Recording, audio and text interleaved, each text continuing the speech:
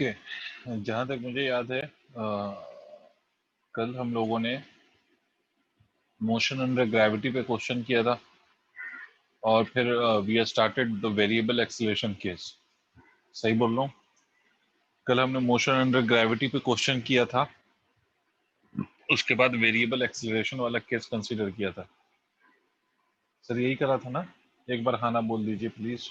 Sir ठीक है, तो वेरिएबल एक्सीलरेशन के केस पे एक दो क्वेश्चन और कर लो and then will go to the next topic of this chapter. तो एक तो वेरिएबल एक्सीलरेशन पे एक दो क्वेश्चन और कर लो, उसके बाद फिर हम एक और टॉपिक पे डिस्कशन करेंगे जिसका नाम है रिलेटिव वेलोसिटी। फिर उसके बाद हम ग्राफ पे डिस्कशन करेंगे, फिर उसके बाद motion in plane and so on. तो एक दो क्वेश्चन और करते हैं। देखिए, लेट अस अस्यूम कि we have acceleration and the acceleration of a body is given as some constant multiplied by under root x. ठीक है, मतलब acceleration of a body is equal to k multiplied by under root x where k is constant. Sir यहाँ पर जो k है ना sir, ये constant है और x is position of the particle or body.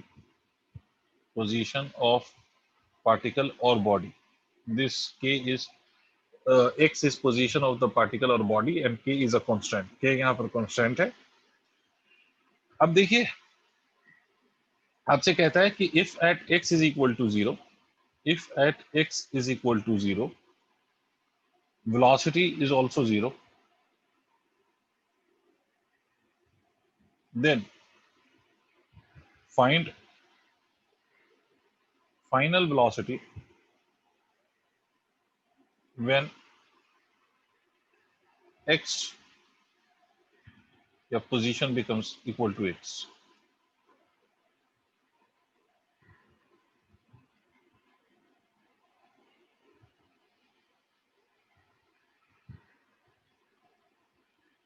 ठीक है, या ऐसे लिख लो position becomes equal to 4, या ऐसे लिख लो when x becomes equal to 4. मतलब x 0 पर you have the value of velocity also as 0. When x is 0 मतलब when at position when x is equal to 0 means at origin your velocity is also 0. ठीक है, आपसे कहता है कि जब फाइनल वेलोसिटी बतानी है when x becomes equal to 4.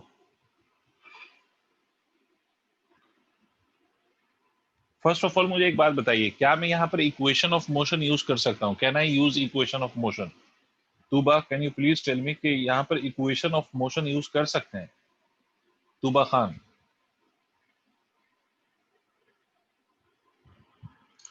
Tuba,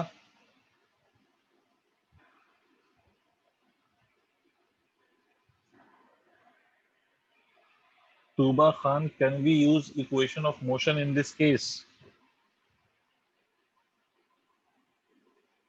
Tuba, आपको मेरी आवाज जा रही है? तूबा, सर यहाँ से थोड़ी नेटवर्क प्रॉब्लम हो रही है। ओके, मुझे बस इतना बता दो अगर आपको मेरी आवाज जा रही है कि can we use equation of motion in this case बेटे?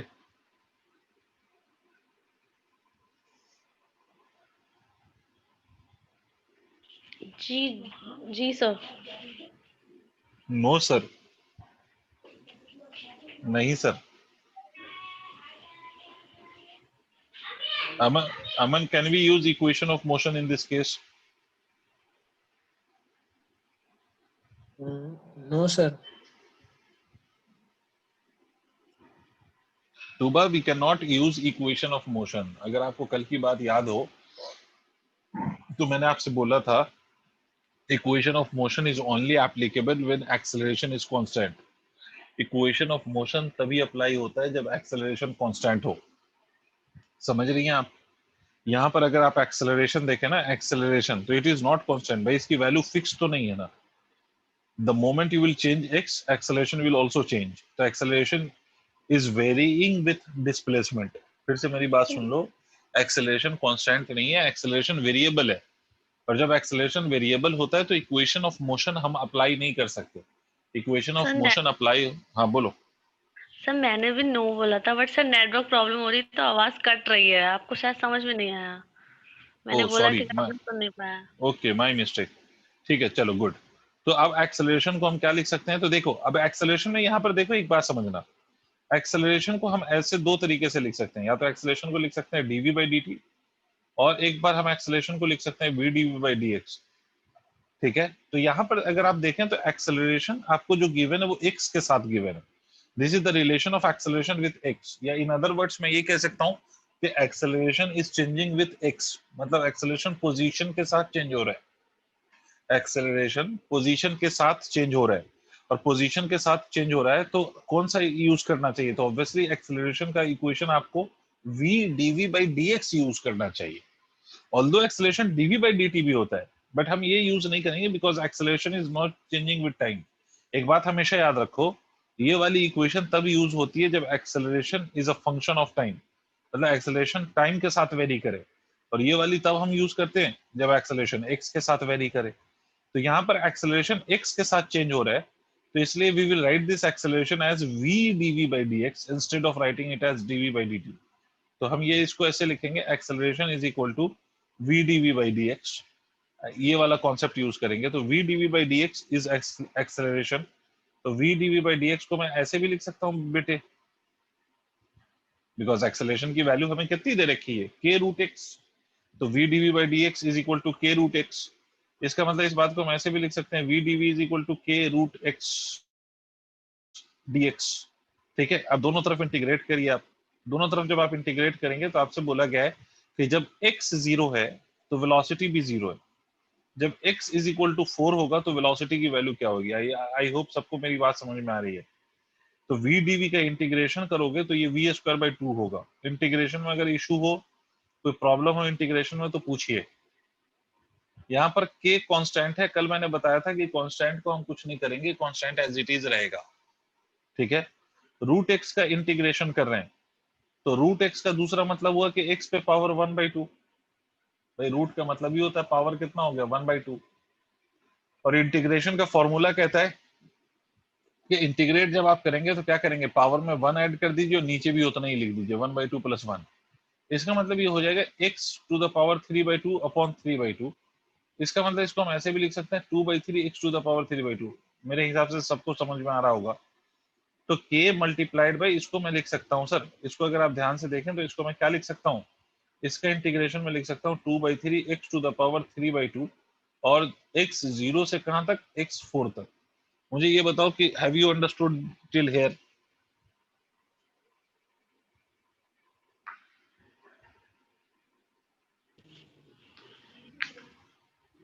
यहां तक समझ आ गया सर? तो यहां तक सर नोट करिए, समझ आ गया तो नोट करिए सर।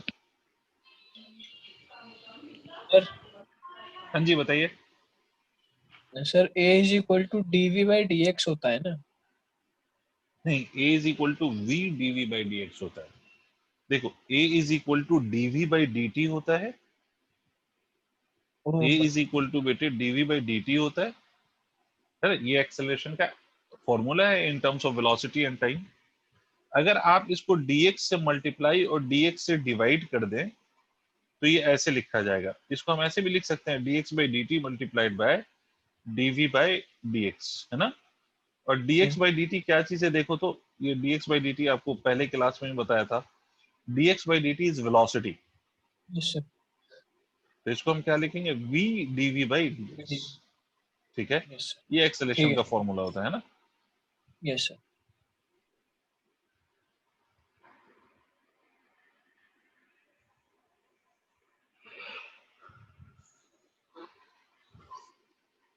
यहाँ तक नोट करके मुझे बताइए, अगर कोई इशू है तो पूछिए।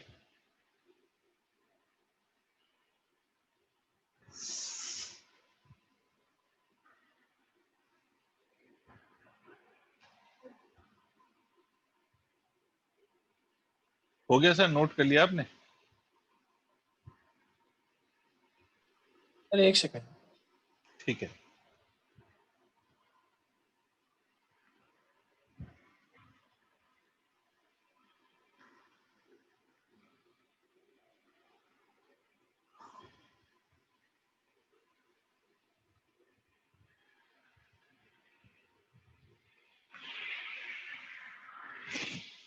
सर कर लिया।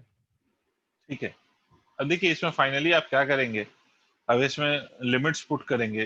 Lower value and upper value, जिसको हम लिमिट्स कहते हैं, lower limit and upper limit. तो अगर आप लिमिट्स पुट करेंगे तो कैसे करेंगे, तो कल भी आपको बताया था मैंने कि पहले अपर लिमिट पुट करेंगे, किसमें, जो वेरिएबल पार्ट है। वेरिएबल कौन है, तो अगर आप वेरिएबल देखें तो v और 2 में ऑब्वियसली 2 इज अ कांस्टेंट, तो वेरी तो यही v करेगा ना, तो v will be replaced by it's upper value, तो ये हो जाएगा v स्क्वायर बाई 2। उसके बाद लोअर वैल्यू रखेंगे तो इट विल बिकम 0, तो v square by 2 minus of 0 is equal to 2k by 3। x में अपर वैल्यू रखेंगे तो ये 4 टू द पावर 3 बाई 2, और लोअर वैल्यू रखेंगे तो इट इज अगेन 0, तो माइनस ऑफ 0। तो इसका मतलब है कि v square can be written as, इस 2 को इधर लाके मल्टीप्लाई कर दो तो this will be 4k by 3 multiplied by 4 पे पावर 3 बाई 2। फिर v को आप ऐसे भी लिख सकते हो 4k बाई 3 मल्टीप्लाइड बाय 4 पे power 3 by 2 to the whole पे पावर 1 बाई 2। भाई यहां तक देखिए, अगर आपको कोई इशू हो तो पूछिए प्लीज। सुबह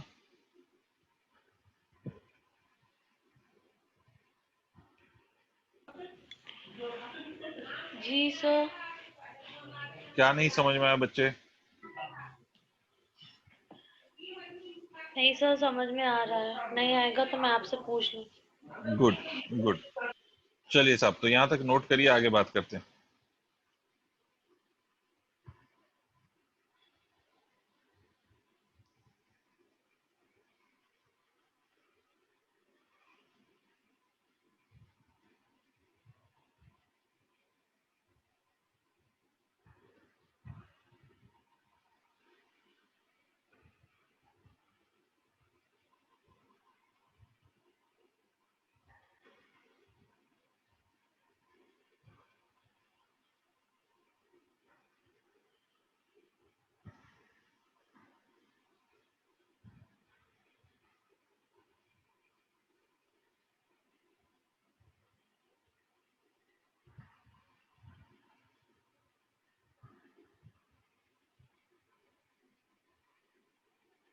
चलिए एक और क्वेश्चन मैं ले रहा हूं, ये आप ट्राई करेंगे, जो मैं भी क्वेश्चन स्क्रीन पे लिखूंगा, ठीक है, that you will try, that you will attempt for.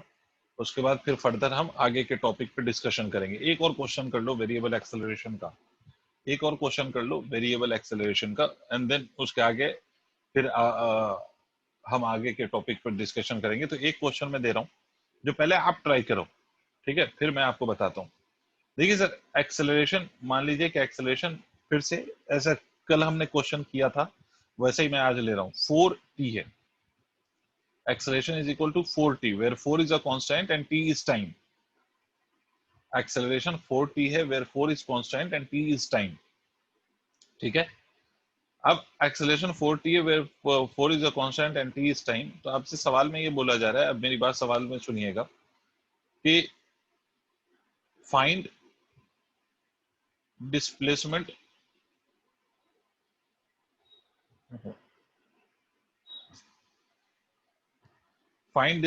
of body या पार्टिकल, जो भी है जिसका एक्सेलरेशन गिवन है, find displacement of body from t equal to 0 to t equal to 6 seconds if velocity at x is equal to 0 is 0 and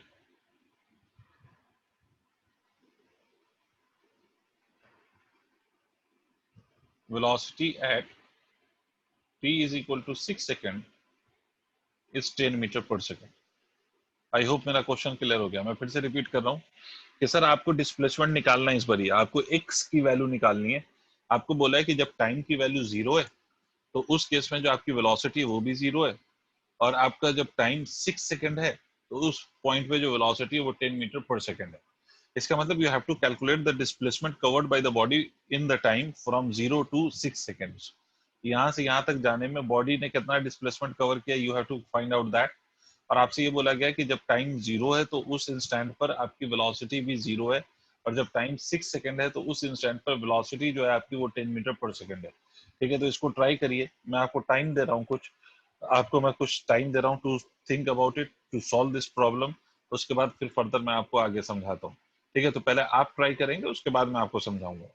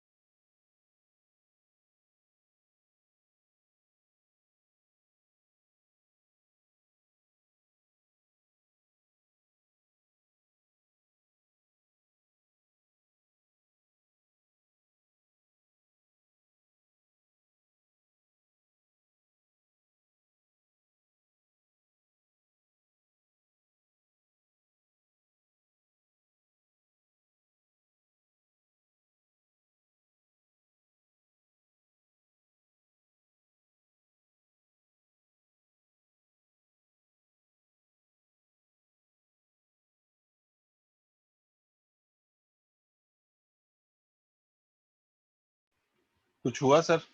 कुछ करा आपने?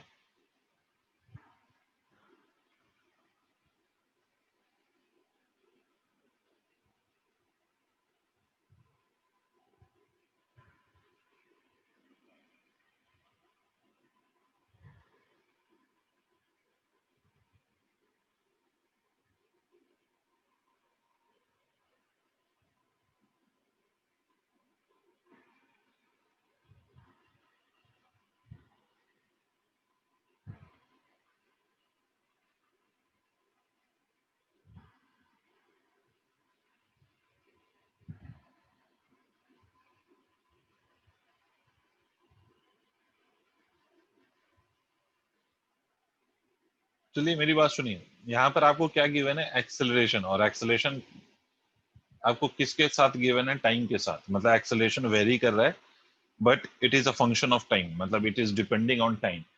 तो जब भी एक्सेलरेशन टाइम पे डिपेंड कर रहा हो, when ever acceleration depends on time, आपको एक्सेलरेशन ऐसे लिख लेना है। आप एक्सेलरेशन को लिखेंगे dv बाई dt। ठीक है सर? और एक्सेलरेशन की वैल्यू कितनी गिवन है? तो it is given as 40 can be written as equal to dv by dt। यहाँ तक मेरी बात समझ में आएगी? थोड़ा सा इसमें स्टेप ज्यादा होगा, मेहनत थोड़ी ज्यादा है। पहले यहाँ तक आपको समझ में आती है मेरी बात? सर ठीक है, तो सर इसको मैं ऐसे भी लिख सकता हूँ ना कि dv इज इक्वल टू कितना लिख सकता हूँ? 4t dt।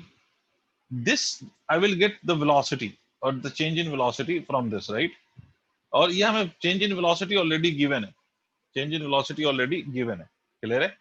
तो a is equal to इतना लिख दिया हमने, dv is equal to 4t dt। is it understood? पहले ये बताओ। Yes sir. तो यहां से आप क्या करेंगे? अच्छा, यहां से हमें निकालना क्या था? तो निकालना था हमेशा t equal to 0 and velocity at t equal to 6 second. ठीक है, ये आपको निकालना था। वेलोसिटी आपको गिवन है at t equal to 6 second is 10 metre per second. ठीक है, तो वेलोसिटी आपको गिवन है, तो आपको निकालना क्या है? You have to find out the displacement. How will you find out the displacement in this case? Acceleration आपको टाइम के साथ गिवन है, कैसे करोगे आप? कोई आइडिया?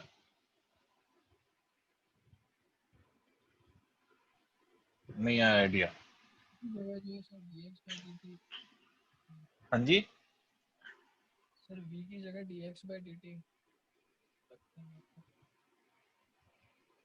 v की जगह dx by dt, बट वो v की जगह लिख सकते हैं। ठीक है, वो v की जगह हम लिखेंगे dx by dt। तो एक काम करो, इसमें ना एक एक जो इसमें इक्वेशन है, ये वाला पार्ट, ये ज्यादा इंफॉर्मेशन दे दी मैंने, इसको इसको हटा दो। ठीक है, यहाँ पे इसको हटा दो। ठीक है, इसको हटा दो। अब आप कर सकते हैं इसको।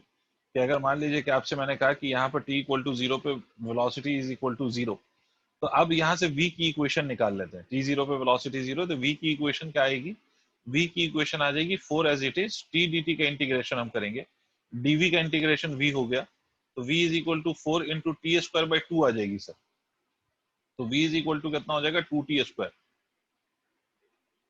ठीक है सर? यस सर, अमन ठीक है। Yes sir, yes. v की वैल्यू आ गई। अब v को dx बाई dt लिख लीजिए, that is equal to 2t square. ठीक है, अब यहां से फिर फर्दर हम एक बार और इंटीग्रेट करेंगे। ठीक है, पहले यहां तक नोट करिए। तुबा आपको कुछ समझ आया बच्चे?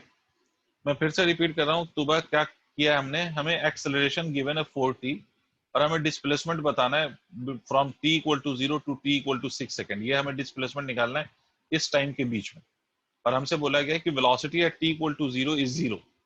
तो हमने क्या किया? हमने इक्वेशन यूज किया a is equal to dv by dt। यहां से हमने वेलोसिटी निकाल लिया। ठीक है Tuba? Once I will get the value of velocity, velocity को हम फिर ऐसे लिख सकते हैं dx by dt।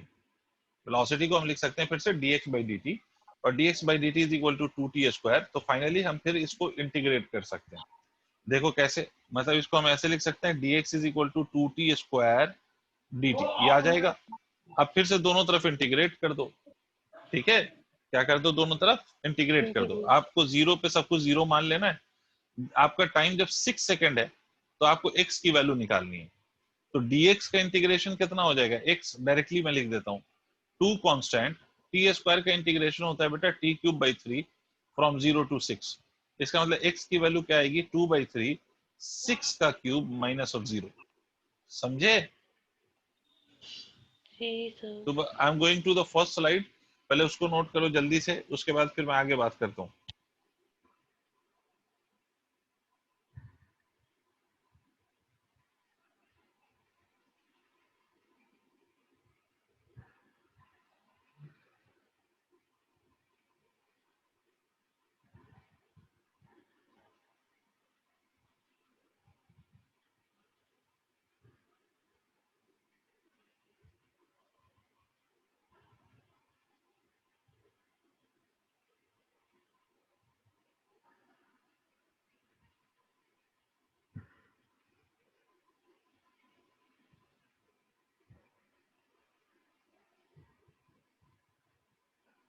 Done, next page पे जाऊं?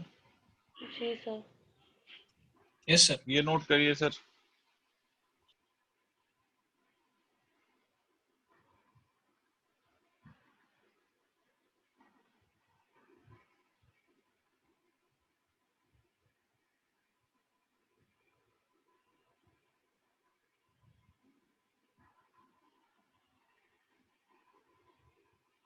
देखिए, मतलब ये पूरे कहानी का एक मतलब है कि जब भी एक्सेलरेशन वेरिएबल होगा आप इक्वेशन ऑफ मोशन यूज नहीं कर सकते, and because you can not use equation of motion, आपको इंटीग्रेशन लगाना पड़ेगा to solve this kind of question. मतलब equation of motion is only applicable till your acceleration is constant. मैं फिर से रिपीट कर रहा हूँ, इक्वेशन ऑफ मोशन एप्लीकेबल होगा तभी जब आपका एक्सेलरेशन कांस्टेंट होगा।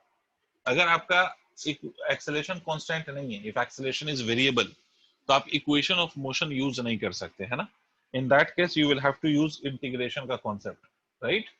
तो ये आपके वो क्वेश्चन थे जिसमें मैंने एक्सेलरेशन वेरिएबल लिया। आई होप आपको मेरी बात समझ में आ गई होगी कि व्हेनेवर एक्सेलरेशन इज वेरिएबल आप इक्वेशन ऑफ मोशन यूज नहीं कर सकते सर, तो आपको इंटीग्रेशन करना पड़ेगा, इंटीग्रेशन वगैरह करना पड़ेगा आपको। ठीक है, तो मेरे हिसाब से आपको ये बात समझ में आ गई होगी। तो let's start next topic of this motion in a straight line, and that topic is relative velocity. तो नाम लिखिए relative velocity, नाम लिखिए सर टॉपिक का relative velocity। relative velocity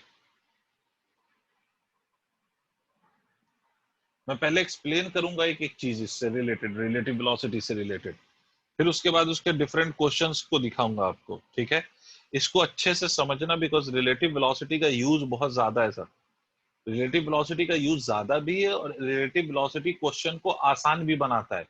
मैं फिर से रिपीट कर रहा हूँ, रिलेटिव वेलोसिटी क्वेश्चन को आसान बनाता है, और इसका यूज भी ज्यादा है। तो अब मेरी बात ध्यान से सुनिएगा, रिलेटिव वेलोसिटी का क्या मतलब है। देखिए सर, रिलेटिव वेलोसिटी का मतलब क्या है? वैसे अगर आप ध्यान से देखो तो वेलोसिटी हमेशा रिलेटिव ही होती है ना। रिलेटिव मतलब with respect to someone. For example अगर मैं ये कह रहा हूं कि a car is moving with a velocity of 40 kilometre per hour, मान लो मैं आपसे कहूं कि velocity of car is 40 kilometre per hour, ये 40 किलोमीटर पर आवर किसी के रिस्पेक्ट में होगी ना। समझना मेरी बात, क्यों? क्योंकि a body can be in the state of rest और motion with respect to someone. फिर से रिपीट कर रहा हूं, कोई भी बॉडी अगर मोशन में है तो वो किसी के रेस्पेक्ट में मोशन में है। वो अगर कोई बॉडी मोशन में तो वो सबके लिए मोशन में हो ऐसा जरूरी नहीं है। For example, earth is in motion with respect to other planets, but जब हम अर्थ पे बैठ के अर्थ को देख रहे हैं तो मेरे लिए अर्थ तो मोशन में नहीं है ना। इसका मतलब है कि एक बॉडी जो किसी के लिए मोशन में हो वो दूसरे के लिए रेस्ट में हो सकती है। इसका मतलब कि रेस्ट और मोशन का कॉन्सेप्ट डिफाइन ही नहीं कर सकते आप विदाउट एन ऑब्जर्वर। अगर आपके पास ऑब्जर्वर नहीं है तो आप ना तो रेस्ट को डिफाइन कर सकते हैं ना तो मोशन को डिफाइन कर सकते हैं। आप सर्टेनिटी के साथ ये नहीं कह सकते। मतलब आप, जैसे आपको मैं कहूं कि करंट का क्या मतलब, तो करंट में आप कहेंगे चार्ज डिवाइडेड बाई टाइम, तो ये मतलब है करंट का। बट अगर मैं आपसे कहूं, और ये डेफिनेशन है, ये फिक्स्ड डेफिनेशन है कि कभी भी कोई भी बंदा यही कहेगा कि करंट का मतलब चार्ज फ्लो हुआ है, कितना टाइम लगा है, तो charge divided by time will be current. तो करंट की वैल्यू सबके लिए सेम है। बट अगर कोई बॉडी मोशन में है तो वो सबके लिए मोशन में होगी ये जरूरी नहीं है। वो एक ही बॉडी दूसरे के लिए रेस्ट में भी हो सकती है। क्लियर? तो इसीलिए बेटा जब रेस्ट और मोशन का कॉन्सेप्ट ऑब्जर्वर के बिना डिफाइन नहीं कर सकते हम, तो किसी भी बॉडी की जो वेलोसिटी है वो भी बिना ऑब्जर्वर के डिफाइन नहीं हो सकती। भाई अगर कोई कार मूव कर रहा है with a velocity of 40 kilometre per our, तो उस कार की वेलोसिटी 40 किलोमीटर पर आवर किसी ऑब्जर्वर के रेस्पेक्ट में होगी। समझ रहे हैं आप मेरी बात? तो सर जनरली जब हम कहते हैं कि कार की वेलोसिटी 40 किलोमीटर पर आवर है, तो वो किस ऑब्जर्वर के रेस्पेक्ट में होती है? तो मैं आपको बता दूं कि जब हम ये कहते हैं ना कि कार की वेलोसिटी 40 और उसके आगे पीछे कुछ भी नहीं कहते, तो इसका मतलब है कि this is the velocity of car with respect to the ground. या तो ये ग्राउंड के रिस्पेक्ट में माना जाता है या फिर एक ऐसे ऑब्जर्वर के रिस्पेक्ट में माना जाता है जो खुद रेस्ट में हो। मेरी बात तुम्हें नहीं समझ में आई। या तो या आप ग्राउंड के रिस्पेक्ट में मानते हैं या आप किसी ऐसे ऑब्जर्वर के रिस्पेक्ट में मानते हैं जिसका खुद का वेलोसिटी कितना हो, 0। शायद मेरी बात समझ आ गई होगी आपको। एक बार हाँ ना बोल दो सर, थोड़ा मन लगा रहता है मेरा पढ़ाने में। सर नहीं आया समझ में। तो छोटी तूने बोला नहीं। मुझे एक बात बताओ, अच्छा ठीक है इतनी बातें हटा देते हैं। मैं आपसे कहूं बेटा कि a car is moving with a velocity of 40 kilometre per our, ठीक है? तो ये जो कार की वेलोसिटी है 40 किलोमीटर पर आवर, ये किसी के रेस्पेक्ट में 40 होगी ना बेटे? नहीं यही बात समझो, इस बात को ऐसे सर समझो।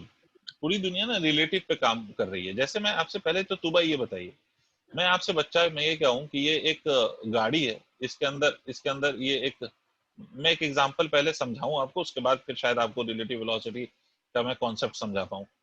मैं आपसे कहूं यहाँ पर ये ब्लॉक है और ये फिक्स्ड है, ये गाड़ी आगे चल रही है, ये एक बंदा है ए, और ये दूसरा बंदा है जो ग्राउंड पे खड़ा है, ये दूसरा बंदा है जो ग्राउंड पे, this man is standing on ground.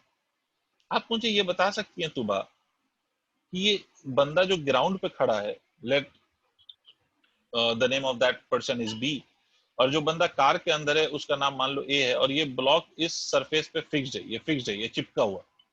आप मुझे ये बता सकते हो कि ए वाले बंदे से अगर मैं इस ब्लॉक के बारे में पूछूं कि whether it is at rest और मोशन, तो क्या कहेगा ये? यही कहेगा रेस्ट में। रेस्ट में। और ग्राउंड वाला बंदा क्या कहेगा?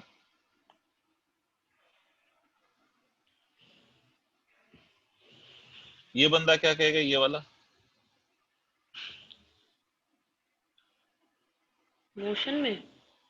बिल्कुल मोशन में। ऐसा ऐसा मतलब तुम बिना कॉन्फिडेंस के क्यों बोल रही हो? ऑब्वियसली वो कहेगा मोशन में। क्यों कहेगा, मैं रीजन भी बता देता हूँ। क्योंकि देखो, अगर ये गाड़ी आगे जा रही है तो इस ग्राउंड वाले बंदे के लिए तो ये ब्लॉक भी आगे जा रहा है ना, कुछ हाँ समय के बाद ये ब्लॉक यहाँ चला है ना, ठीक है? तो ये क्या कहेगा? ये बंदा कहेगा मोशन। देख भाई मोशन में है। क्यों? क्योंकि मेरे लिए ये गाड़ी मोशन में है, तो इसका मतलब है कि इस गाड़ी के अंदर जो भी कुछ होगा वो मोशन में होगा। ये बात ऐसे ही है जैसे आप ट्रेन के अंदर बैठे हो, तो आप ट्रेन के अंदर अगर बैठे हो तो ट्रेन में आपका फेलो पैसेंजर आपके लिए रेस्ट में है, बट अगर कोई बंदा ग्राउंड से देख रहा होगा आपको तो वो ये कहेगा भाई पूरी ट्रेन मोशन में है तो आप भी मोशन में हो। समझ रहे हो? इसका मतलब बेटा रेस्ट और मोशन को डिफाइन करने के लिए ऑब्जर्वर चाहिए। तो सिमिलरली जब हम कहते हैं कि a body is having a velocity of 20 kilometre per hour, मान लो यही कार 20 किलोमीटर पर आवर से चल रहा हो, तो ये इसके रेस्पेक्ट में इसकी वेलोसिटी 20 किलोमीटर पर आवर होगी, किसी के रेस्पेक्ट में तो होगी ना तुबा, ठीक है? तो ये जब हम कहते हैं कि बॉडी या velocity of a body is 20 या 10 या 40 कुछ भी कहते हैं, तो वो किसके रेस्पेक्ट में हम कहते हैं? तो याद रखो that velocity is given with respect to either with respect to the ground or with respect to an observer who is himself at rest। अगर हम ये कहते हैं कि जैसे फॉर एग्जांपल कार की वेलोसिटी 20 किलोमीटर पर आवर है, तो आपको क्या मान लेना है कि कार की वेलोसिटी 20 है with respect to the ground. समझ आ रही है बात? जी, ठीक है। ऐसी वेलोसिटी जो हम ग्राउंड के रेस्पेक्ट में डिफाइन कर रहे होते हैं, that velocity is also called as absolute velocity. Aman, the velocity which is defined with respect to the ground, उसको हम कौन सी वेलोसिटी कहते हैं? एब्सोल्यूट। ठीक है। अगर किसी ऑब्जेक्ट की वेलोसिटी, मान लो कि कोई ऑब्जेक्ट है, ठीक है, उसकी वेलोसिटी हमने किसके रेस्पेक्ट में बताया? ग्राउंड के रेस्पेक्ट में, तो इसको हम एब्सोल्यूट वेलोसिटी का नाम देते हैं। बट अगर मान लो कि ऐसा ऑब्जेक्ट जिसकी वेलोसिटी हम किसी दूसरे बॉडी के रेस्पेक्ट में बता रहे हो जो खुद भी चल रहा हो, फॉर एग्जाम्पल, बेटे एक एग्जांपल से पहले समझो, उसके बाद फॉर्मूला तो मैं बता ही दूंगा। मैं आपसे कहूं ये कार है and this car is going with a velocity of 20 metre per second, और आप इसका पीछा कर रहे हैं, इस कार का आप पीछा कर रहे हैं with a velocity of 10 metre per second मान लो। तो आप ये बताओ मुझे कि आपके लिए ये कार 20 मीटर पर सेकंड से आगे जा रहा होगा या कितने से जा रहा होगा?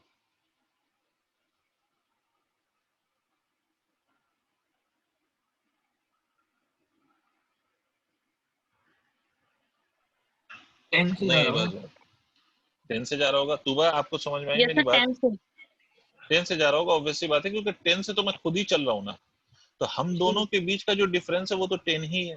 10 ही है। तो इसके लिए 10 ही है, तो इसके लिए ये जो है वो 10 मीटर पर सेकंड से जा रहा होगा। ठीक है। इसका मतलब अगर हम किसी मूविंग बॉडी के रेस्पेक्ट में दूसरे बॉडी को देखें, मतलब ये मूव कर रहा है, ये मूविंग ऑब्जर्वर है, और इसके रेस्पेक्ट में हम दूसरे को देख रहे हैं, तो फिर मुझे उस दूसरे ऑब्जेक्ट की वेलोसिटी उतनी नजर नहीं आएगी जितना ग्राउंड के रेस्पेक्ट में आएगी। फॉर एग्जांपल, अगर ये बंदा, एक और बंदा आप कंसीडर कर लो जो ग्राउंड पे खड़ा है, ये बंदा ग्राउंड पर है, तो इसके लिए इस कार की वेलोसिटी तो 20 ही होगी। नहीं ये बात समझ में सर? इस वाले के लिए तो कार की वेलोसिटी 20 ही होगी ना, बट इस वाले के लिए इस कार कैसे? क्योंकि मुझे एक बात बताओ, इस वाले के लिए ये जो ऊपर वाला जो चल रहा था ये, इसके लिए इसकी वेलोसिटी 10 क्यों है? आपने बोला 10 है, क्यों है? बोलो। खुद भी 10 से चल रहा है, हाँ, है ना? लेकिन जो बंदा चुपचाप खड़ा है वो कितनी वेलोसिटी से चल रहा है? चुपचाप खड़ा है। अरे भाई he is at rest, he is standing, तो इसकी वेलोसिटी कितनी है? 20। हाँ, तो इसके लिए 20 हुआ ना। इसकी अपनी वेलोसिटी 0 है, बट इसके लिए इस कार की वेलोसिटी कितनी है? 20 है। 20 है। अब समझ में आ गया आपको क्यों ऐसा हुआ? Yes sir.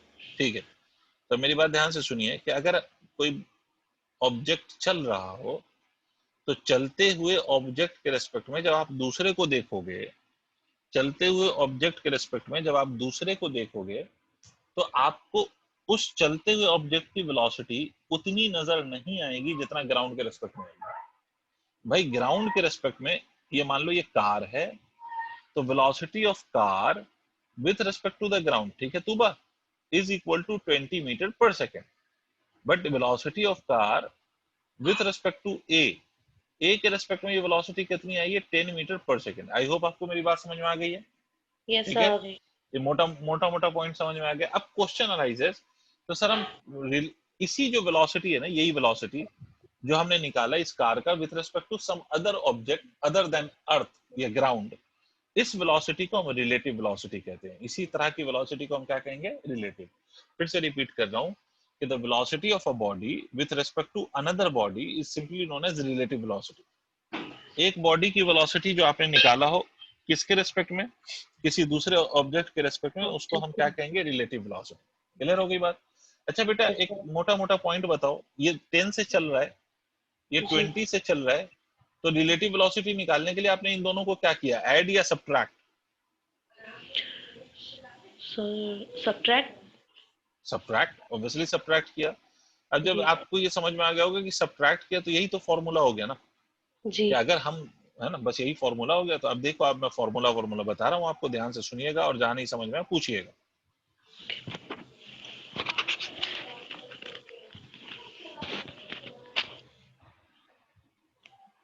देखिए, ये बॉडी है ए, ये बॉडी है बी, ये जा रहा है with the velocity of V A और ये जा रहा है with the velocity of V B. तो इस केस में अगर मुझे बी की वेलोसिटी बतानी हो, ध्यान से सुनना, velocity of B with respect to A, किसके रिस्पेक्ट में बता रहे हैं हम? किसके रिस्पेक्ट में बता रहे हैं तुबा? ए के, एक है ना?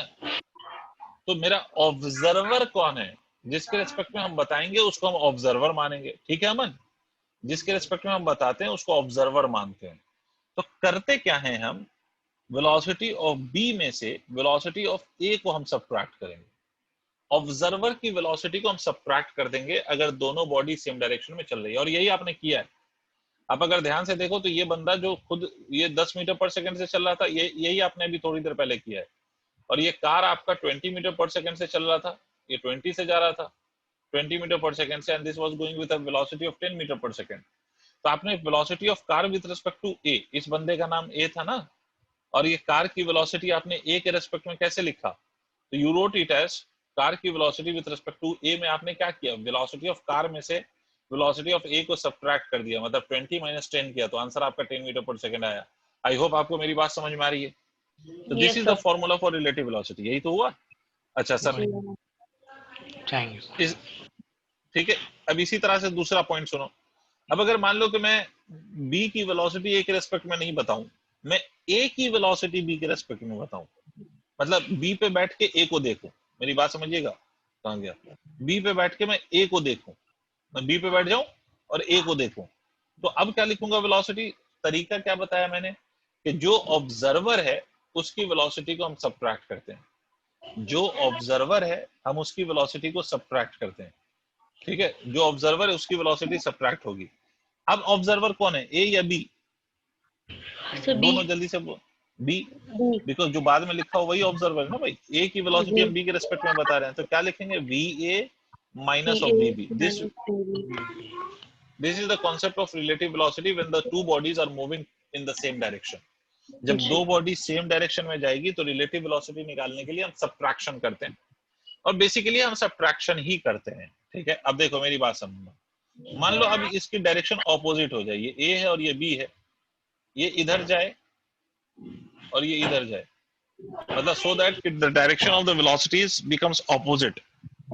अब इस केस में हम क्या करेंगे? मेरी बात ध्यान से सुनिएगा, मैं म्यूट कर रहा हूँ, आपकी तरफ से थोड़ा डिस्टरबेंस आ रहा है, तो मैं थोड़ी देर के लिए म्यूट कर रहा हूँ, और जहां आपको नहीं समझ में आएगा प्लीज आप मुझसे पूछेंगे, प्लीज प्लीज प्लीज, ठीक है?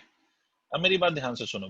As I am talking about velocity, और आपने इतना तो कम से कम 11th में पढ़ा होगा कि velocity is a vector quantity, and because velocity is a vector quantity, तो उसको हम पॉजिटिव भी कह सकते हैं और नेगेटिव भी कह सकते हैं डिपेंडिंग ऑन इट्स डायरेक्शन। मैं फिर से रिपीट कर रहा हूं, velocity of a body can either be positive और negative depending on its direction. अगर वेलोसिटी पॉजिटिव डायरेक्शन में है तो पॉजिटिव, वेलोसिटी नेगेटिव डायरेक्शन में तो नेगेटिव, ऐसा तो आप मान सकते हो। अब ध्यान से सुनो, अब अगर मुझसे कोई पूछ ले कि सर बताओ velocity of A with respect to B, अगर मान लो पहले ऐसे मैं कर रहा हूं, तो मैंने आपसे बोला कि आपको करना क्या है? आपको सब्ट्रैक्ट करना है किसको? ऑब्जर्वर को। तो ऑब्जर्वर यहां पर बी है, तो आप लिखेंगे माइनस ऑफ वी बी, ठीक है? But because of the direction V B is itself negative, तो एक ये नेगेटिव साइन भी सब्स्टिट्यूट कर देंगे आप, तो V A B will become equal to V A plus of V B. मतलब अपोजिट डायरेक्शन में अगर दो बॉडी चली तो रिलेटिव वेलोसिटी निकालने के लिए हमने ऐड करा, ठीक है। इसी तरह से अगर मान लो velocity of B with respect to A लिख रहे होते तो हम ये लिखते velocity of B minus of velocity of A, but because velocity of B is itself negative तो एक माइनस साइन ये भी आएगा। इसका मतलब दोनों फिर से ऐड हुए हैं, बट साइन क्या हो गया, माइनस हो गया यहाँ पर, और ऊपर में जो साइन आया है वो प्लस का है। इसका मतलब when the two bodies moves in the opposite direction, relative velocity will be the sum of two velocities, and when the two bodies moves in the same direction, relative velocity would be the difference of two velocities, ठीक है। वैसे general तरीका क्या है, तो general तरीका ये है कि आप जिसके रिस्पेक्ट में रिलेटिव वेलोसिटी निकाल रहे हो उसकी वेलोसिटी को आप सब्ट्रैक्ट कर दोगे। फिर से मैं बोल रहा हूं, जो आपका ऑब्जर्वर है, ऑब्जर्वर की वेलोसिटी सब्ट्रैक्ट होती है। मैं फिर से रिपीट कर रहा हूं, ऑब्जर्वर की वेलोसिटी सब्ट्रैक्ट होती है। दूसरी बात कि because you are talking about velocity and velocity is a vector quantity, तो it can either be positive और negative depending on its direction.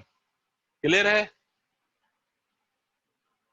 Sir? Yes, note करो sir. ये फॉर्मूला, ओके नोट करो। अभी और चर्चा डिस्कशन बाकी है इस पर, यहां तक नोट करके मुझे बताइए तो और भी डिस्कशन करता हूं इस पर।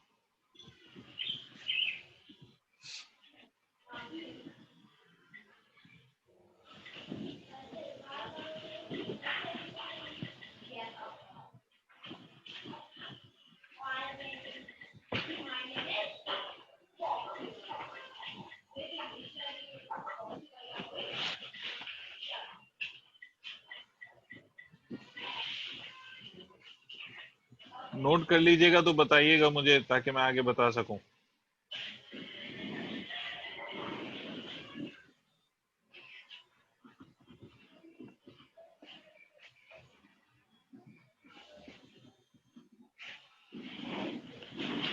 Yes, sir, हो गया। ठीक है, अमन नोट कर लिया बेटे? नो सर, एक सेकंड बस। ठीक है, नोट करो।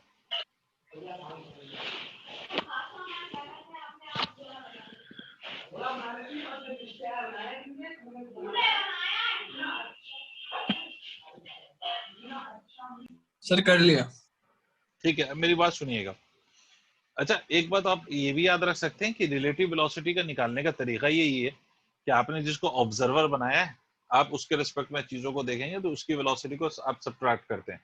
अच्छा, एक दूसरा पॉइंट रिलेटिव वेलोसिटी का मैं पहले बता दूं, इससे आगे फॉर्मूले पे जाने से पहले एक छोटा सा और कॉन्सेप्ट समझाऊं। मान लो बेटे मैं आपसे कहता हूं ये ए है, ये बी है, और मैं वेलोसिटी ऑफ ए निकाल रहा हूं विद रिस्पेक्ट टू बी। इसका मतलब है कि आप ऑब्जर्वर किसको अज्यूम कर रहे हो, तो you are assuming the observer to be B. B को आप ऑब्जर्वर बना रहे हो।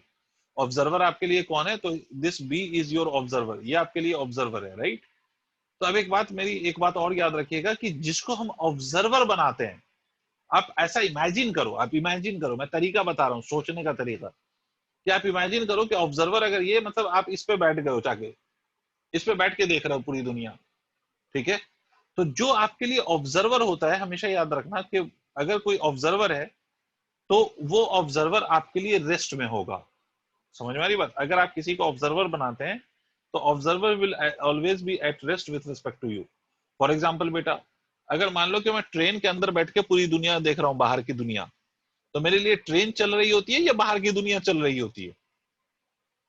सर ट्रेन चल रही होती है। नहीं नहीं नहीं नहीं, ये तो वो है ना आपका, क्या कहते हैं उसको, ये तो आपका एक लॉजिकल अप्रोच है ना। लॉजिकली आप ये कहते हो कि ट्रेन चल रही है तभी तो हम एक जगह से दूसरी जगह पे पहुंचेंगे, ये आपका लॉजिकल अप्रोच है। बट अभी थोड़ी देर के लिए लॉजिक को हटाओ और मुझे ये बताओ कि आप जब ट्रेन के बाहर अगर आपने देखा होगा तो आपको पेड़ पहाड़ सब कुछ पीछे जाते हुए नहीं दिखाई देते हैं? Yes sir. ठीक है, इसका मतलब आपके रिस्पेक्ट में कौन चल रहा होता है उस समय पे? सर बाहर की बाहर सारी की चीजें। दुनिया, जी बाहर की सारी चीजें। इसका मतलब जिस पे बैठ के आप देख रहे हो ना, वो आपके लिए रेस्ट में हो जाता है और आपको ऐसा लगता है कि बाकी दूसरा चल रहा है। फॉर एग्जाम्पल, अगर मान लो कि मैं बी पे बैठ जाऊं और चीटा बन के बैठ जाऊं, चीटा जानबूझ के मैं चीटा ले रहा हूं, इसका अपना एक फील है क्योंकि चीटा कहीं भी बैठ सकता है।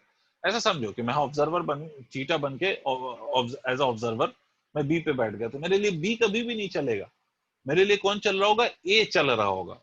बेटा अगर हम किसी भी बॉडी पे ऑब्जर्वर बन के बैठ जाएं और वो बॉडी कांस्टेंट वेलोसिटी से अगर चल रही है, तो मेरे लिए वो बॉडी चलती हुई नजर नहीं आएगी, मुझे ऐसा लगेगा कि दूसरी ही बॉडी चल रही है। बात याद रहेगी? बात समझ में जी आई है? बताओ। इसका मतलब है कि जब भी रिलेटिव वेलोसिटी हम लगाते हैं ना, तो हम किसी एक को ऑब्जर्वर बनाते हैं, और जिसको हम ऑब्जर्वर बनाते हैं वो हमारे लिए रेस्ट में होता है, और मेरे लिए दूसरी बॉडी चल रही होती है with velocity equal to the relative velocity.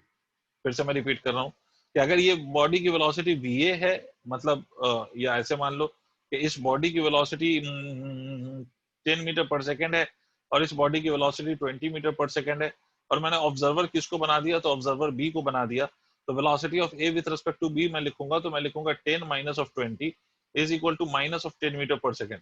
इसका मतलब इस पे बैठ के मुझे ऐसा लगेगा कि ये बी नहीं चल रहा है मेरे लिए, मुझे ऐसा लगेगा मेरे लिए सिर्फ ए चल रहा है, और कितनी वेलोसिटी से चल रहा है? तो with a velocity of minus 10 metre per second.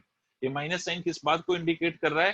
कि मैं बी पे अगर बैठ के ए को देखूं तो मुझे ए राइट साइड पे जाता हुआ नहीं दिखेगा सर, मुझे ए लेफ्ट साइड पे जाता हुआ दिखाई देगा। क्या मेरी बात हजम हुई है बेटे? हाँ ना बोल पहले। हाँ सर। मतलब अल्टीमेटली अगर आप देखो तो मैं बी पे बैठा हूँ, मेरी रफ्तार ज्यादा है, मेरी वेलोसिटी ज्यादा है, तो ए तो मेरे पीछे ही रहेगा ना।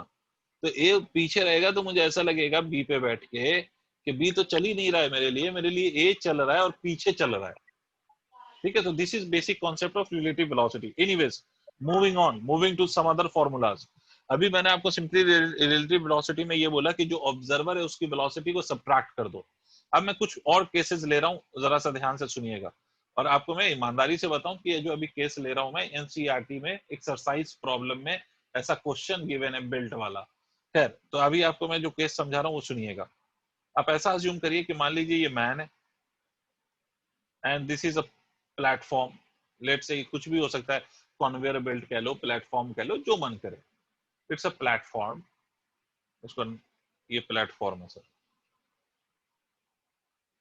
and the velocity of this platform is vp with respect to the ground। Platform की जो वेलोसिटी है वो ग्राउंड के रेस्पेक्ट में दी रखी है vp, और ये जो मैन है इस मैन की वेलोसिटी दे रखी है with respect to the platform. मेरी बात समझिएगा, मैन की वेलोसिटी किसके रेस्पेक्ट में दे रखा है? प्लेटफॉर्म के रेस्पेक्ट में, ग्राउंड के रेस्पेक्ट में नहीं। किसके रेस्पेक्ट में छोटी? प्लेटफॉर्म के रेस्पेक्ट में। ठीक है, अच्छा ऐसा होता है सर? हाँ होता है। मोस्ट ऑफ द टाइम्स आपकी जो वेलोसिटी होती है वो आपको ऐसा अज्यूम करनी पड़ती है। फॉर एग्जांपल मैं आपको एक बात बताऊं, अगर कोई बोट रिवर में चल रहा है, if a boat is in river, boat river के अंदर अगर चल रहा है, तो बोट की वेलोसिटी ग्राउंड के रेस्पेक्ट में होती है या रिवर के रेस्पेक्ट में होती है? किसके रेस्पेक्ट में मानी जाती है? कुछ आइडिया आपको? बोट रिवर में चल रहा है तो बोट की वेलोसिटी ग्राउंड के रेस्पेक्ट में होती है या रिवर के रेस्पेक्ट में होती है? कभी सुना है ऐसा? बेसिकली ये रिवर के रेस्पेक्ट में होती है। मोस्ट ऑफ द टाइम्स आपको वेलोसिटी को प्रिज्यूम करना पड़ता है। जैसे मैं आपसे कहूं कि बुलेट की वेलोसिटी, बुलेट मतलब गोली, तो बुलेट की velocity is always with respect to the gun. ठीक है, उसको हम ग्राउंड के रेस्पेक्ट में फाइंड करेंगे, वो एक अलग बात है। बट जो बुलेट की वेलोसिटी, अगर कुछ भी नहीं बोला गया बुलेट की वेलोसिटी 10 मीटर पर सेकंड है, इसका मतलब बुलेट की वेलोसिटी गन के रेस्पेक्ट में 10 मीटर पर सेकंड है, जिस गन से उसको फायर किया है आपने। सिमिलरली अगर आपसे कहे बोट की वेलोसिटी 10 मीटर पर सेकंड, इसका मतलब है बोट की वेलोसिटी 10 मीटर पर सेकंड है with respect to the river and not with respect to the ground. नहीं आया यार, मेरी बात हजम हुई? उसी तरह से मैं आपसे कह रहा हूं कि एक बंदा है जो इस प्लेटफॉर्म पे चल रहा है और ये प्लेटफॉर्म भी चल रहा है, और बंदे की वेलोसिटी प्लेटफॉर्म के रेस्पेक्ट में गिवन है। इस बंदे की वेलोसिटी प्लेटफॉर्म के रेस्पेक्ट में गिवन है। तो आपका क्वेश्चन क्या है वो सुने। क्वेश्चन आपका ये है यहाँ पर कि what will be the velocity of this man with respect to the ground. समझ में आई बात? मैन की वेलोसिटी ग्राउंड के रेस्पेक्ट में क्या हो गया? अरे हाँ ना बोल दो दोस्त एक आध बार। आपको ये सब सिचुएशन क्लियर हुआ है या नहीं? यहाँ तक क्लियरिटी है? सुबह जी सर। ठीक है, अब मेरी बात सुनिए, मुझे किसके रेस्पेक्ट में इसकी वेलोसिटी चाहिए? ग्राउंड के। तो देखो ग्राउंड के रेस्पेक्ट में कैसे निकालेंगे? तो हमें मालूम है सर, अभी मास्टर ने बताया कि velocity of man with respect to platform को हम ऐसे लिख सकते हैं, velocity of man minus of velocity of platform. अभी बताया रिलेटिव वेलोसिटी तो ऐसे ही लिखते हैं। अच्छा, ये वेलोसिटी अगर मैंने कहा किसी के रिस्पेक्ट में V man, velocity of man, तो ऑब्वियसली अगर मैं मैन लिख रहा हूँ सिर्फ उसके आगे पीछे कुछ भी नहीं कर रहा हूँ, इसका मतलब है कि this velocity is with respect to the ground. मतलब velocity of man with respect to the platform को हम ऐसे यही लिखेंगे ना। ये बात वही है जैसे velocity of A with respect to B हमने क्या लिखा था, V A minus of V B. तो वैसे ही वेलोसिटी ऑफ एम पी अगर हो तो velocity of M minus of velocity of P, यही तो लिखेंगे। And these two are absolute velocities. Absolute मतलब ये दोनों वेलोसिटीज किसके रेस्पेक्ट में होगी, ग्राउंड के रेस्पेक्ट में। ठीक है, तो अब हमें निकालना क्या था, वेलोसिटी ऑफ मैन निकालना था with respect to the ground. तो अगर मैन की वेलोसिटी ग्राउंड के रेस्पेक्ट में निकालना है तो हम ऐसे लिख सकते हैं, velocity of man with respect to the ground is equal to velocity of man with respect to platform plus velocity of platform with respect to the ground. Did you understand this और not? इसका मतलब कि if you are on a moving body, अगर कोई body चल रही है और उस चलती हुई बॉडी पे आप चले, भाई एक बॉडी चल रही है और उस चलती हुई बॉडी पे आप चल रहे हो इन the direction of motion of the body, तो आपकी वेलोसिटी ग्राउंड के रेस्पेक्ट में क्या होगी, तो इन दोनों का सम होगी। फॉर एग्जांपल मॉल में गए हो, मॉल्स में तो गए होगे, अभी नहीं यस गए होगे, 2019 बीसी में तो गए होगे ना मॉल्स में। बीसी यस मतलब सर। Before corona. ठीक है, तो एक बात सोचो आप, ये जो एस्केलेटर होता है उसमें आपने देखा होगा एस्केलेटर, मान लो ये एस्केलेटर ऊपर जा रहा है विद वेलोसिटी ऑफ मान लो 10 मीटर पर सेकंड। जब आप इस पे चुपचाप खड़े होते हो तो आपको ऊपर पहुंचने में कुछ टाइम लगता है। जब आप इस पे चलने लगते हो तो आपको ऊपर पहुंचने में टाइम जो लगेगा वो कम लगेगा। मान लो कि पहले अगर चुपचाप थे, आपकी वेलोसिटी 0 थी, तो आपको टाइम लगा 4 सेकंड्स। तो जब आप चलने लगोगे तो आपका जो टाइम होगा वो 3 सेकंड हो जाएगा, या 2 सेकंड हो जाएगा, या 1 सेकंड हो जाएगा। ऐसा क्यों होता है? क्योंकि अगर आप एस्केलेटर जिस डायरेक्शन में जा रहा है, अगर आप भी उसी डायरेक्शन में चलने लगे तो आपकी वेलोसिटी और एस्केलेटर की वेलोसिटी ऐड हो जाएगी। मतलब ये जो एस्केलेटर की वेलोसिटी है आपकी वेलोसिटी को सपोर्ट करेगा, मतलब दोनों वेलोसिटी ऐड हो जाएगी और अल्टीमेटली जो आपकी वेलोसिटी होगी वो दोनों वेलोसिटी का सम होगी और आपका जो वेलोसिटी है वो इंक्रीज हो जाएगी। Is it clear? या अब अब बिल्कुल देखो, इसी तरह की बिल्कुल एक सेम कहानी है जिसको हम डाउन स्ट्रीम कहते हैं। मैं साथ साथ इन दोनों बातों को करूंगा। बोट को जब हम रिवर में चलाते हैं ना, तो या तो रिवर में बोट को हम चला सकते हैं in the direction of the river. मान लो रिवर इधर फ्लो कर रहा है, this is the velocity of river with respect to the ground, और इस में आपने बोट को चलाया। और कैसे चलाया, तो बोट को भी आपने चलाया with respect to the river, उसकी वेलोसिटी है in the direction of the river itself. मेरी बात सुने आप, भाई बोट को आपने किसकी डायरेक्शन में चलाया, रिवर के फ्लो की डायरेक्शन में। अगर आप बोट को रिवर के फ्लो की डायरेक्शन में चलाएंगे तो इसको डाउन स्ट्रीम कहते हैं। ठीक है, अगर आप बोट को रिवर के फ्लो की डायरेक्शन में चलाएंगे तो डाउन स्ट्रीम कहा जाता है इसको। मतलब इसमें अगर कोई आपसे पूछ ले what is the velocity of boat with respect to the ground, तो बेटे आपको नहीं लगता कि बिल्कुल ये कहानी बिल्कुल वैसी ही है जैसे ये कहानी है? मतलब velocity of boat with respect to the ground को क्या मैं ऐसे लिख सकता हूँ, velocity of boat with respect to the river plus of velocity of river with respect to the ground. देखो दोनों ऐड हो जाएंगे या नहीं होंगे, because both are in the same direction. या ठीक है, सर आप नोट करिए इसको, तो फिर एक और केस कंसीडर करते हैं। जल्दी से इसको नोट कर लीजिए।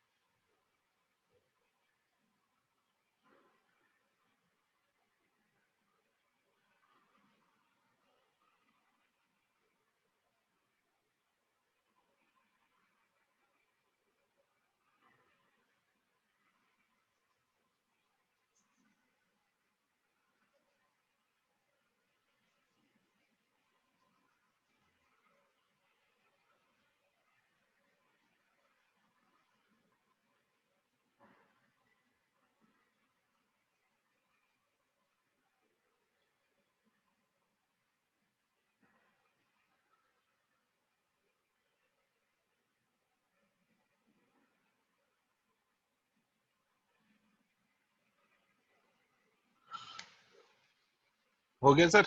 यस सर, हो गया। ठीक है, now I am taking the second case.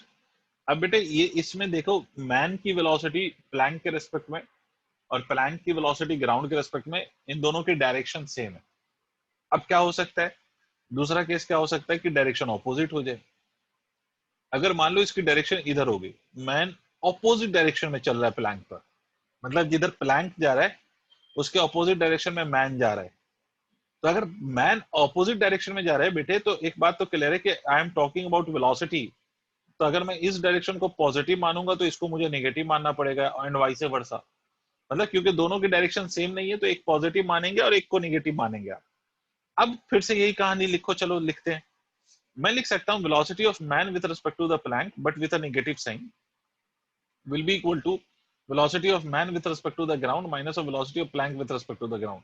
Confuse तो नहीं हो गए भाई? ये निगेटिव अपनी जगह है, बट मैन की वेलोसिटी प्लैंक के रिस्पेक्ट में कैसे लिखोगे? मैन की वेलोसिटी में से प्लैंक की वेलोसिटी को घटाओगे, यही तो करोगे ना। तो velocity of man with respect to the ground क्या होएगा? Velocity of man with respect to the ground होगा minus of velocity of man with respect to the plank, और ये इधर जाएगा तो ये प्लस हो जाएगा, तो velocity of plank with respect to the ground. मुझे एक बात बताओ, ये दोनों वेलोसिटी ऐड हुई है सब्ट्रैक्ट हुई है? सर सब्ट्रैक्ट हुई है। सब्ट्रैक्ट हुई है। इसका मतलब अगर मैं मूविंग बॉडी में ऑपोजिट डायरेक्शन में चलने लगूं तो मेरी वेलोसिटी और बॉडी की वेलोसिटी सब्ट्रैक्ट हो जाएगी। मतलब ग्राउंड के रिस्पेक्ट में मेरी जो वेलोसिटी है जितने से मैं चल रहा हूं उससे कम दिखाई देगी। अगर मैं सेम डायरेक्शन में चलता तो ग्राउंड के रिस्पेक्ट में मेरी वेलोसिटी और प्लैंक की वेलोसिटी ऐड होके दिखाई देती। बट अगर मैं ऑपोजिट डायरेक्शन में चल रहा हूं तो मेरी वेलोसिटी और प्लैंक की वेलोसिटी सब्ट्रैक्ट होके दिखाई देगी, मतलब मेरी वेलोसिटी कम नजर आएगी। जी। इसीलिए आप समझो इस बात को कि स्केलेटर के ऑपोजिट डायरेक्शन में अगर आप चलने लगोगे तो आपकी जो वेलोसिटी ग्राउंड के रेस्पेक्ट में वो डिक्रीज हो जाती है। तो अगर आपका स्केलेटर नीचे आ रहा है और आप ऊपर जा रहे हैं, स्केलेटर नीचे आए और ऊपर जाने की आप कोशिश करें तो आपको ज्यादा टाइम लगेगा। क्लियर हो गई बात? क्यों? क्योंकि आपकी वेलोसिटी सब्ट्रैक्ट हो रही है इस केस में। सब्ट्रैक्ट हो रही है। ठीक है। सिमिलरली अगर आप बोट के केस में भी इसको देखें तो अगर ये ऑपोजिट चलाते हैं तो बोट के केस में इसको एक नाम दे देते हैं, इसको हम कहते हैं अप स्ट्रीम। ठीक है, अप स्ट्रीम है ना, ये अभी भी स्ट्रीम है। ठीक है, अप स्ट्रीम। तो इसको एक नाम दे देते हैं अप स्ट्रीम। अप स्ट्रीम का मतलब है कि अपोजिट डायरेक्शन में आप जा रहे हैं।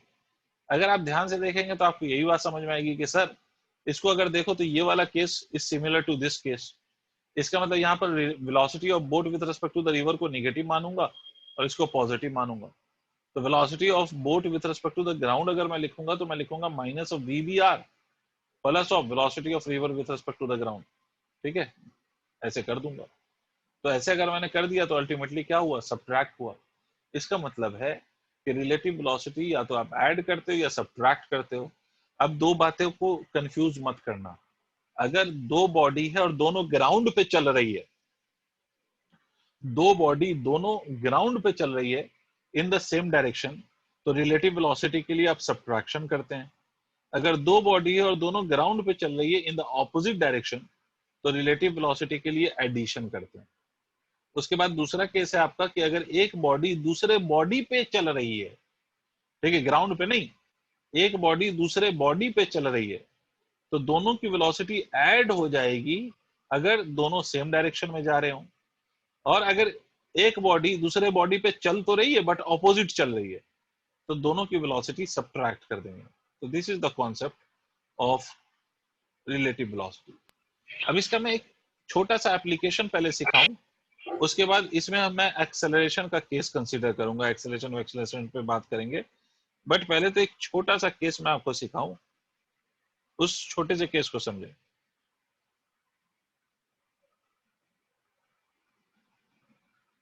सर ये नोट कर लीजिए तो मैं इरेज करूं, उसके बाद एक छोटी सी बात मैं आपको समझाऊं, फिर उसके बाद हम डिफरेंट क्वेश्चंस पे आएंगे।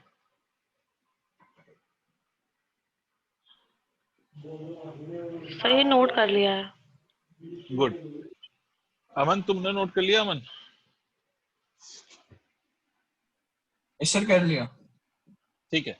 अब मैं तुझे एक बात सिखाता हूँ। देखो रिलेटिव वेलोसिटी के क्वेश्चंस बिना रिलेटिव वेलोसिटी लगाए भी सॉल्व हो सकते हैं। अब मैं तुम्हें एक एग्जांपल से इन बातों को समझाता हूँ जो तुम्हें अच्छा लगेगा। देखो फॉर एग्जांपल अगर मैं आपसे बात करूं और मैं आपसे कहूं कि भाई मान लो कि ये एक कार है या कोई भी एक बॉडी है और या इसके आगे एक दूसरी बॉडी है, इन दोनों के बीच का सेपरेशन 100 मीटर है initially the separation between A and B is 100, ठीक है। ये आगे वाली बॉडी इस इंस्टेंट पे 10 मीटर पर सेकंड से जा रही है और ये वाली बॉडी इस इंस्टेंट पे 20 मीटर पर सेकंड से जा रही है। मुझे एक बात बताओ, पीछे वाली बॉडी आगे वाले से आगे निकल जाएगी या नहीं? ओवरटेक जिसको कहते हैं, ये पीछे वाली बॉडी आगे वाले को ओवरटेक करेगी या नहीं करेगी? ऑब्वियसली करेगी, क्योंकि पीछे वाले की वेलोसिटी आगे वाले से ज्यादा है, तो ओवरटेक तो होगा। आपका क्वेश्चन बस इतना मैंने पूछा, क्वेश्चन समझिएगा, क्वेश्चन में क्या पूछ रहा हूं। Calculate the time after which, find the value of time after which A overtakes B। Question तो क्लियर होगा कि सर पीछे वाले की वेलोसिटी आगे वाले से ज्यादा है, तो फाइनली पीछे वाला आगे वाले को ओवरटेक तो कर देगा। अब पॉइंट बस इतना है कि भाई कितने टाइम के बाद ओवरटेक करेगा, ठीक है। सर समझ रहे हो मेरी बात? हाँ सर। ठीक है, अब मेरी बात सुनना ध्यान से। ये क्वेश्चन मैं दो तरीके से सॉल्व करूंगा, बहुत सिंपल सा क्वेश्चन है, but just to make you understand the concept of relative velocity, और ये बात बताने के लिए कि रिलेटिव वेलोसिटी ज्यादा आसान है, उससे अगर क्वेश्चन को सॉल्व किया जाए तो वो ज्यादा आसान होता है। इसलिए मैं इसको दोनों मेथड से करूंगा। पहले मैं with respect to ground, ground पे बैठ के अगर सोचें, ग्राउंड पे बैठ के अगर देखें, तो ग्राउंड पे बैठ के देखोगे तो तुम्हारे लिए दोनों चल रही होगी या कोई एक बॉडी चल रही होगी? Aman, if you are sitting on the ground and you observe the two bodies, तो आपके लिए दोनों बॉडी चल रही है या एक ही बॉडी चल रही होगी? सर दोनों बॉडी चल रही होगी। दोनों बॉडी चल रही होगी। इसका मतलब जब आप ओवरटेक करेंगे तो आप देखिए, मान लीजिए with respect to the ground बात कर रहा हूं, और मान लीजिए कि let after time T A overtakes B. A किसको ओवरटेक कर देता है? बी को, टी टाइम के बाद। तो इस टी टाइम में ए भी चला होगा और बी भी चला होगा। देखो भाई, ये इनिशियली यहां थे, दोनों के बीच का सेपरेशन 100 था, लेकिन अगर मान लो टी टाइम की बात मैं कर रहा हूं, तो टी टाइम में आपको नहीं लगता कि इन टाइम टी, तो in time t the distance of B will be equal to 10 multiplied by t. Did you understand why? देखो डिस्टेंस कितना कवर कर लेगा ये भाई? डिस्टेंस होता है क्या? Speed multiplied by time. तो इसका स्पीड कितना है? 10, और कितने टाइम के बाद मैं मान रहा हूं कि ओवरटेक हो रहा है? तो टी टाइम के बाद। तो 10 t is the distance of B यार। तो इन टाइम टी ए का डिस्टेंस कितना होगा? सोच के देखो, ए का डिस्टेंस, तो ए पहले ही 100 मीटर पीछे था, उसके बाद 100 के साथ साथ उसने ये 10t को भी कवर किया होगा, तभी तो वहां तक पहुंचा होगा। नहीं बात यस समझ, सर। तू बात तुझे समझ आया? भाई मैं आपसे कह रहा हूं कि ये टी टाइम के बाद ए ने बी को ओवरटेक कर दिया और दोनों ही चल रहे हैं, तो हुआ क्या होगा? टी टाइम में बी ने इतना डिस्टेंस कवर किया 10t, तो ए अगर इसको ओवरटेक करेगा तो ये पूरा डिस्टेंस कवर करके ओवरटेक करेगा ना। पहला 100 मीटर भी कवर किया होगा उसने साथ साथ, और 10t भी कवर किया होगा, तभी तो बी को ओवरटेक करेगा। तू बा please respond. Yes sir. What? नहीं है आवाज बेटा? अच्छा, ए की स्पीड है कितनी? तो ए की स्पीड 20 है ना। ए की स्पीड बेटे कितनी है? 20 है। तो हम ये भी कह सकते हैं ऑल्सो फॉर ए डिस्टेंस को हम ऐसे भी लिख सकते हैं 20 मल्टीप्लाइड बाई टी, क्योंकि सेम टाइम में तो ओवरटेक हो रहा है ना भाई। ये 20t किसके बराबर है? 100 प्लस 10t के बराबर है या नहीं? देख मेरी बात समझ, ए की वेलोसिटी 20 है, तो ए कितना डिस्टेंस कवर कर लेगा टी टाइम में? तो ये कवर करेगा 20t। बट वो 20t की वैल्यू एग्जैक्टली है किसके बराबर? तो इसके बराबर है। क्यों इसके बराबर है? क्योंकि जितना b पहुंचा है उतना ही तो a ने पूरा टोटल डिस्टेंस कवर किया टू ओवरटेक b। सर हाँ ना बोल दो यार। Yes sir. ठीक है, इसका मतलब बच्चे मैं ये कह सकता हूँ कि 20t जो यहाँ पर है 20t that must be equal to 100 plus of 10t। तो इसको मैं लिख सकता हूँ 10t इज इक्वल टू 100, तो t की value I 10 seconds. This is one of the way by which you have solve the problem. ठीक है, मेरी बात ध्यान से सुनिएगा। ये तो मैंने किसके रेस्पेक्ट में किया? मैंने ग्राउंड के। अब दूसरा पॉइंट सुनिए भाई, अमन भाई आप भी सुने। अब दूसरा तरीका, ये तो ग्राउंड के रेस्पेक्ट में करा, दूसरा क्या है? मैं किसी एक पे बैठ जाऊं। किस पे बैठना पसंद करोगे, ए पे या बी पे? ए है, ये बी है, इन दोनों के बीच का इनिशियल सेपरेशन 100 है। ये 20 से जा रहा है, ये 10 से जा रहा है। मान लो मैं बी पे बैठ गया, मान लो, मतलब ये क्वेश्चन मैं सॉल्व करूंगा with respect to B. With respect to B, अगर मैं ये क्वेश्चन सॉल्व कर रहा हूँ विथ रिस्पेक्ट टू बी, तो ध्यान से सुनो। विथ रिस्पेक्ट टू बी का मतलब ऑब्जर्वर कौन है? बी है। तो मेरे लिए बी चल रहा है या रुका हुआ है? पहले तो ये बताइए, who is observer for me in this case? सभी। Yes B. सर। तो बी चल रहा है या रुका हुआ है? जो ऑब्जर्वर होता है वो चल रहा होता है या रुका होता है? सर रुका होता है। रुका होता है। इसका मतलब मुझे तो ऐसा लगेगा ना कि अगर ए मुझे ओवरटेक कर रहा है तो मुझे तो ये लगेगा कि ए मेरे पास चल के आया है। अमन यस सर। भाई, अगर मैं बी पे बैठ गया तो मेरे लिए तो बी चल ही नहीं रहा ना, तो मुझे तो ये लगेगा ए मेरे पास चल के आया है। कितना चल के आया है? तो ये 100 मीटर चल के आया होगा। इसको हम कहते हैं relative displacement. Relative displacement is equal to 100 metre, right? ठीक है, ये रिलेटिव डिस्प्लेसमेंट हो गया। अच्छा, दूसरी बात सुने।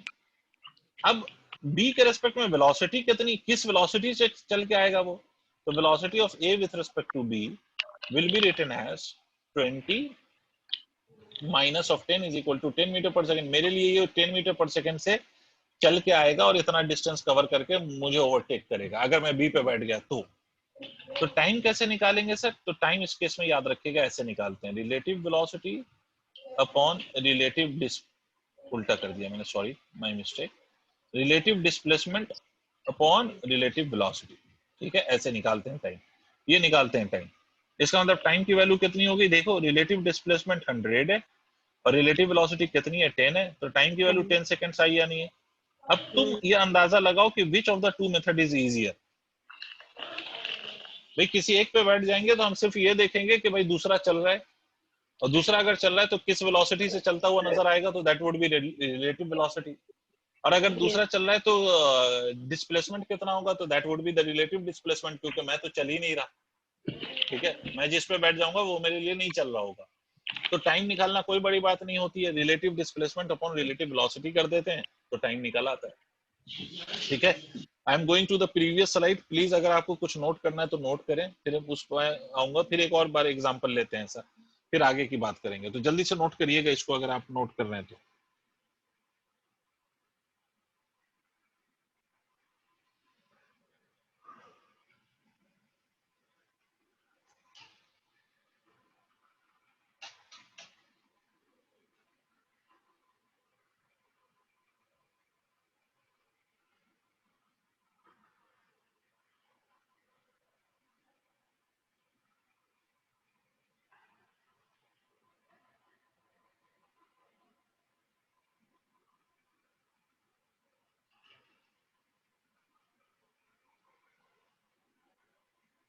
नोट कर लिया होगा सर शायद आपने।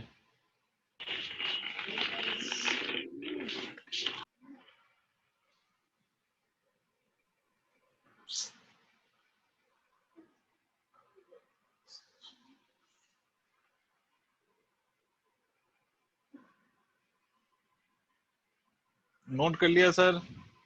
यस सर, नोट हो नो गया। सर, नो सर, एक सेकंड बस। ठीक है अमन, ठीक है।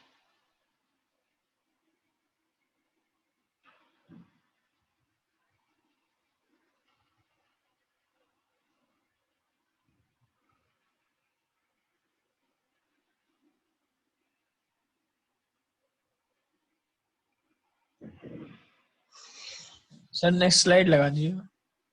ठीक है।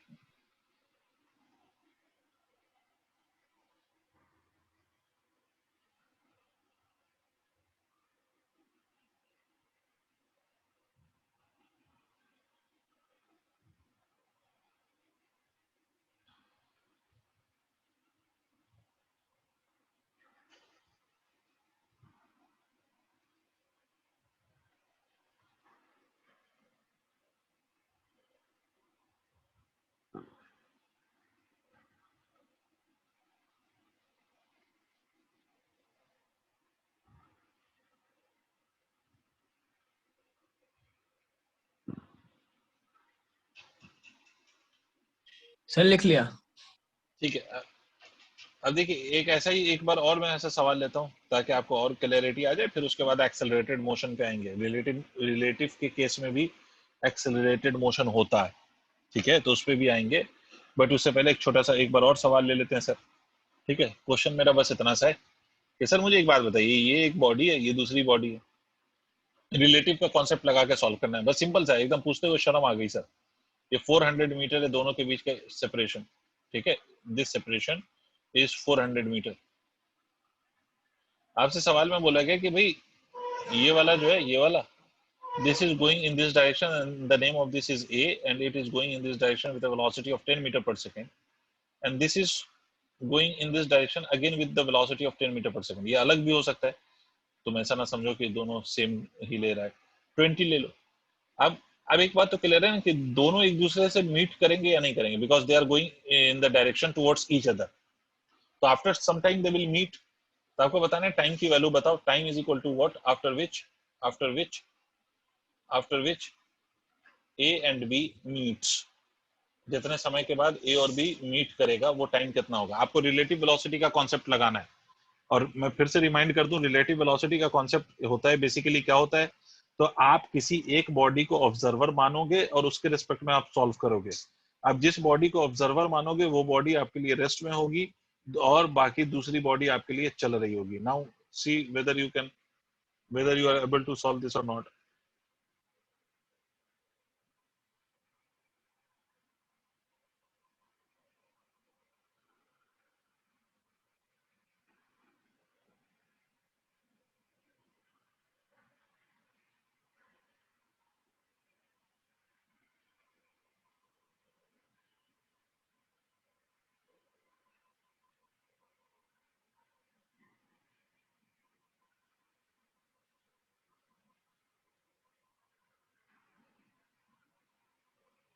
कितना है बेटे?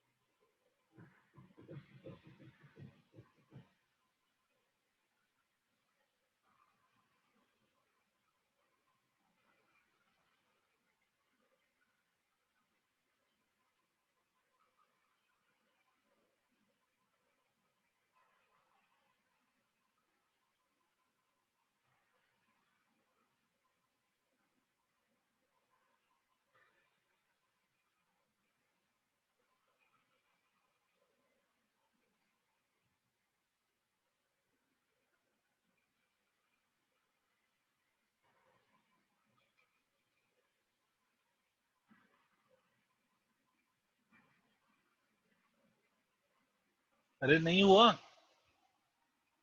बेटा, मेथड तो आपको बता दिया ना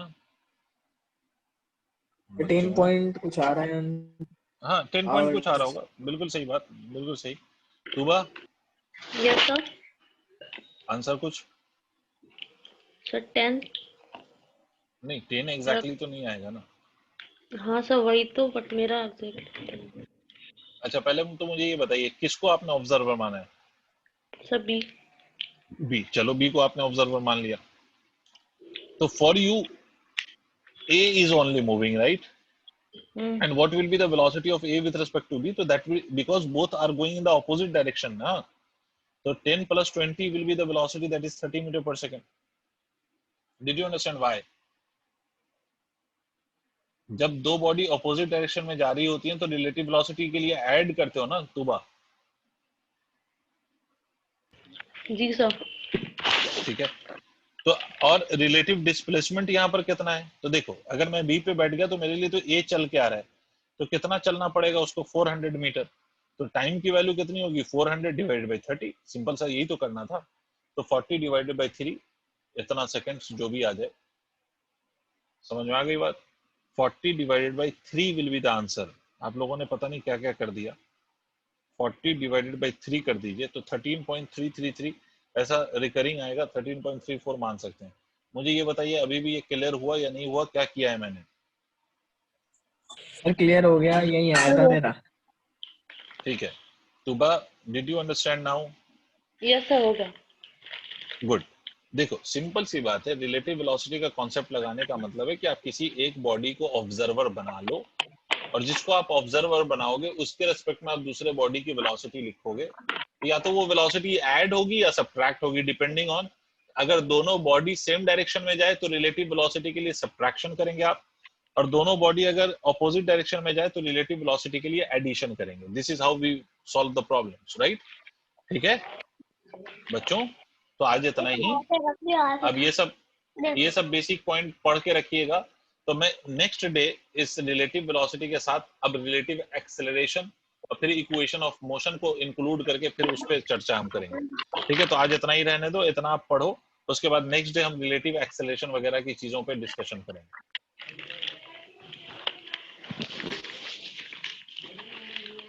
ठीक है सर, तो आज के लिए इतना ही। Yes sir. ओके।